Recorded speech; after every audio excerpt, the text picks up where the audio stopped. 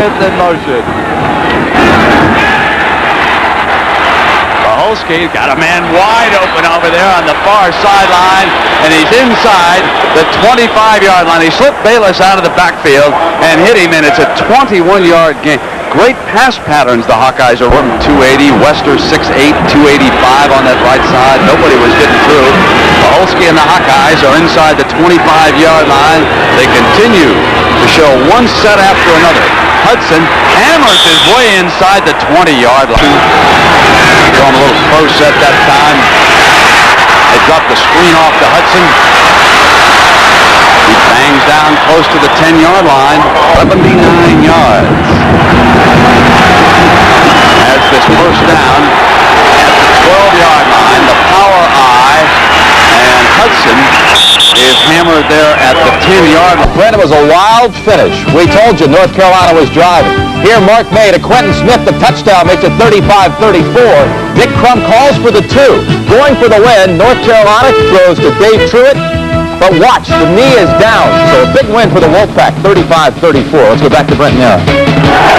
All right, thanks, Jim. What a wait for that one, Dan. We'll see the Wolfpack next week against Clemson. Clemson rolling this afternoon, so those two will be coming in on a bit of a high.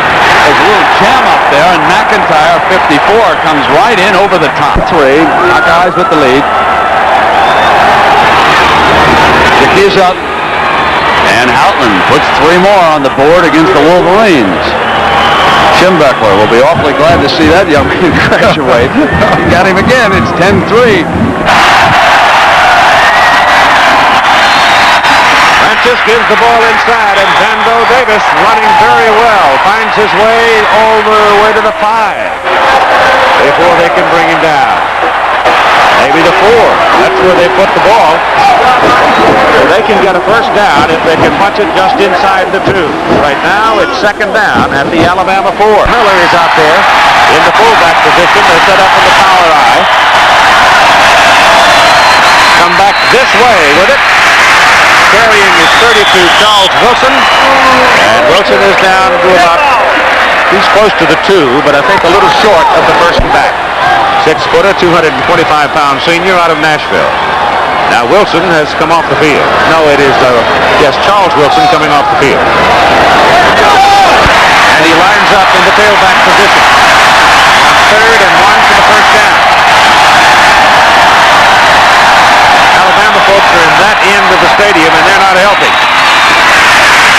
Touchdown, Keith Davis.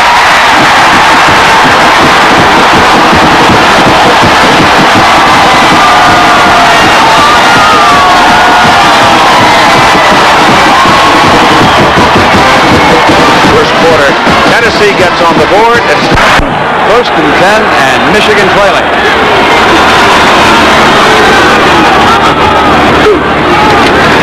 Harbaugh running Morris on first down, and Jamie gets to the 33-yard line. Play of the first half. Number 77, Myron Kepi, has played well defensively for Iowa. Came in as a replacement for Tim Anderson. They open the hole. They trap right there. Colasar's in motion. It's Morris. And Kepi penetrated first. He is down at the 49. Receiver to beat him. That's how Stafford beat him decisively.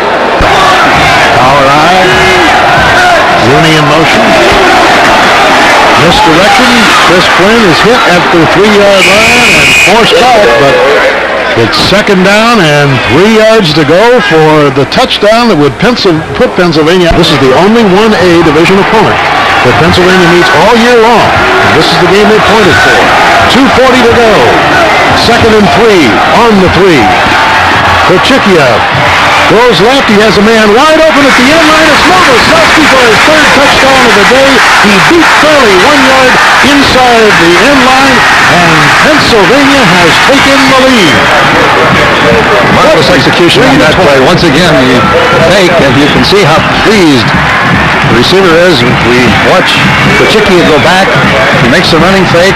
He throws, fakes, and then delivers the ball as he sees his receiver wide open. When he had that much time, Novoselsky could come back against the grain. Navy was moving to the opposite side, and he was wide open making the catch. And here is Jim Grass. And the kick blocked. Well, that could make a big difference. Instead of 24-20, it's 23-20, and Navy could possibly tie it up if they can't punch it in with 2:32 to Everything in college football today has been as wild as the first half of Alabama and Tennessee, but there are a lot of interesting things going on, including a 10-10 tie between 8th-rated Iowa and 4th-ranked Michigan in Ann Arbor. Michigan down 10-3 at halftime has just tied it on a Jim Harbaugh to Gerald White 25-yard touchdown pass. Meanwhile, Notre Dame stopped Air Force's 4-game winning streak over the Irish, winning 31-3. It was 3-0 Air Force early, and then Notre Dame's Tim Brown, called all year by Lou Holtz the best athlete on his team, took the kickoff following the Air Force field goal, and Brown settled in at his 5-yard line, gathered himself, and then set sail for 95 yards up the middle against the Air Force, and that put Notre Dame on top 7-3. Later there was a Berline touchdown run, and John Carney tied Dave Reeves' career field goal record at Notre Dame with his 39th, a 31-3 win for the Irish. Nebraska now cruising 41-3 over Missouri in the fourth quarter in a mismatch. Oklahoma has struggled somewhat, but has a Lasher field goal in every quarter and leads Oklahoma State 12-0 fourth quarter. No bad weather, just a flat day for the Sooners so far. Penn State, 6 rushing touchdowns against the nation's worst rushing defense, 42-3 win over Syracuse. The last time Syracuse beat Penn State, Davey Johnson was playing second base for the Orioles in the World Series on the way to a World Championship in 1970. Auburn leads Georgia Tech 31-10 in the fourth quarter, with new War Eagle 6 on the sideline for Auburn, which had played for 5 games without its War Eagle mascot. Southern Cal with a 3-3 tie with Arizona State in the first quarter. Arizona State coach John Cooper told his players this week, "You are Southern Cal rejects." Right now the rejects are tied up with the real item. Bowling Green at Washington, it is 31-0 Washington in the second quarter.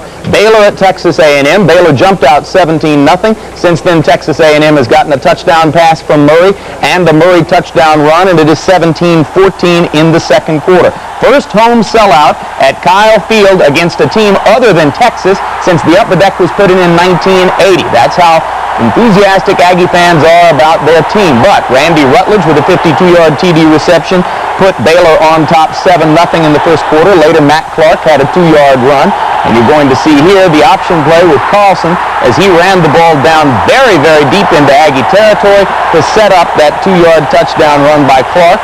It was 14-0, then 17-0 Baylor. This is the team that lost to SMU a week ago in what is turning out to be perhaps the most topsy-turvy league in the country. Trailing 17-0. Texas A&M came back with this 62-yard pass from Murray to Rod Harris that set up Murray's touchdown pass to Rod Bernstein, and then Kevin ran one himself at 17-14. UCLA at Cal after a freaky week for Cal coach Joe Kapp. It is 13-3 Bruins in the second quarter. North Carolina and North Carolina State played a heart-stopper, State winning at 35-34. It was 28-28 in the fourth quarter. Less than 2 minutes to go. A game in which both quarterbacks, Eric Kramer and Mark May, getting his first start ever for Carolina, had brilliant performances. You see the time in the fourth quarter, less than a minute and a half to go, as a matter of fact, when the play began, and turned out to be a 37-yard TD from Kramer to Nasrallah Worthen. That made it 35-28. But May, on 4 straight completions, brought the Tar Heels back down the field and hit Quint Smith with that touchdown pass to make it 35-34. Dick Crum's an unusual guy. You're about to see an unusual call on the 2-point play.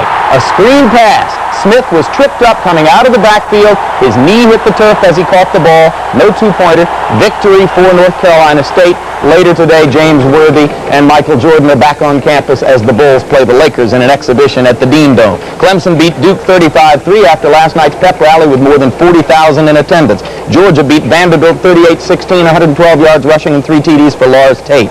In the Meadowlands, Florida beat Rutgers 15-3, a 100-yard game for Florida freshman Octavius Gould, first Gator to rush for 100 this year. Michigan State snapped Mike White's 6-game winning streak against the Spartans, playing without Lorenzo White. The Spartans beat the Illini 29-21. Houston and SMU leading 7-3 in the fourth quarter with 4 minutes remaining. Minnesota beat Indiana 19-17 on a field goal by Chip Lohmiller, his 4th of the day, with only 2 seconds remaining. The running back, I think, got the Navy defense coming 1 step forward because he's behind everybody here. He really does make a great catch, but he was in the clear behind everyone, and he made a marvelous reception, but Krochickia made a great throw under pressure. Well, this Krochicki has been something today. He's come on awfully strong, and this whole team has come on strong in the second half. 4 touchdown passes by Jim Krochicki. 29-20. This could be the 30th point by Jim Grass. It is up, and it's good. And Pennsylvania has really roared back here in this second half of play after trailing by 10. 1:59 to go. Wolverines up. The ball is down to the Iowa 32. Morris, not this time. I mean, Brad Quass, number 35, that freshman linebacker out of Des Plaines, Illinois, came in there and applied the clincher. Number 27 checks in at tailback. Morris gets a breather. Here's Wilshire. Quass has beaten Army. 1AA's Penn is apparently doing the same thing to Navy. You can see it, 30-20 with 1:07 to go. This is the time at which some of you go away for 2 minutes of local news and Injury, a shoulder separation.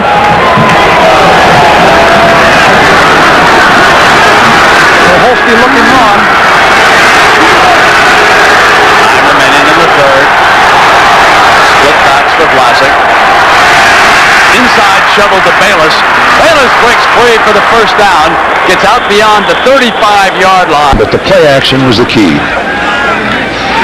Winding down now, we're in the last 10. And they will not get another play off. They could trot off the field at this point.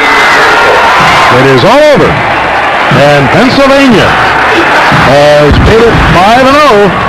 And this team is for real. 4th and short from the power. Bass in motion.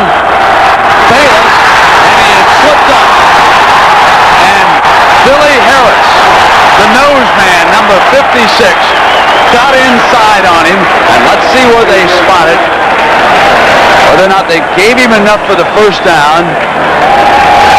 It looks like he did not get it. Michigan celebrates tight-eye formation.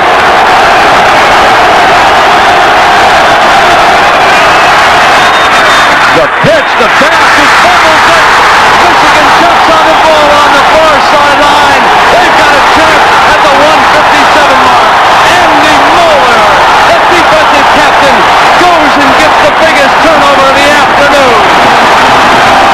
Jokic and McMurtry are the wide men for Harbaugh. He's going to put it up. Over the middle, complete to Morris. First down to the 37-yard line. 1:02 left. This is 1st and 14.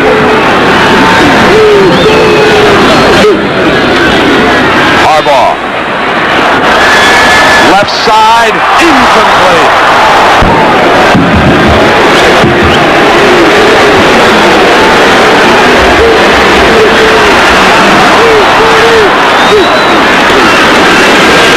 They run the delay. And Morris squirts to the 33-yard. Here's Morris trying to turn it up. He finds daylight. And he was close to a first down when he finally went down. What a job of running. They had him back there. He was going to force a field goal. I think he's awful close to that first one. About 44, 45 yards. First down for Harbaugh. And they run Perriman. He gets inside the 25-yard. Colasar in motion. Screen dumps it off on the screen to Morris. Morris gets to the 20-yard line. Seconds. 11. They don't want a penalty here. That's right. Right up the middle with White. They'll call the timeout.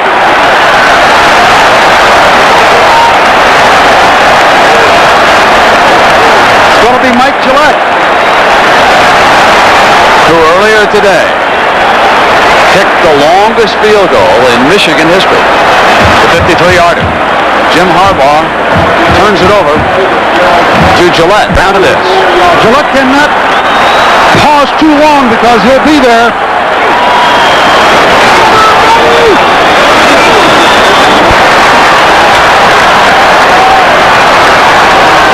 Gillette with a kick that could win it. It's on its way, and he's got it. Michigan beats Iowa.